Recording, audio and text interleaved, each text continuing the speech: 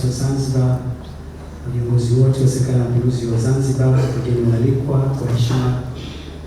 Rais wa Zanzibar na mwenyekiti wa Baraza la Mapinduzi Dr. Hussein Ali Mwinyi hivi karibuni amefanya uteuzi wa wakuu wa wilaya hapa visiwani Zanzibar. Kutokana na taarifa ya katibu wa Baraza la Mapinduzi na katibu mkuu kiongozi visiwani hapa, Balozi Mhandisi Zena Ahmed Saidi, miongoni mwa wakuu wa wilaya hao walioteuliwa akiwemo Dr. Saidi Haji Mrisho ameteuliwa kuwa mkuu wa wilaya ya Mjini Unguja. Ndugu Leila Burhani Ngozi ameteuliwa kuwa mkuu wa wilaya ya Magharibi Unguja. Ndugu Ali Abdalla Saidi na Tepe ameteuliwa kuwa mkuu wa wilaya ya Magharibi Unguja. Ndugu Riziki Daniel Yusuf ameteuliwa kuwa mkuu wa wilaya ya Magharibi Unguja, na ndugu Zuhura Mgeni Othman ameteuliwa kuwa mkuu wa wilaya ya Chake Chake Pemba. Na leo hii Jumatatu tarehe 13 visiwani hapa amewaapisha katika viwanja vya Ikulu wakuu wa wilaya hao.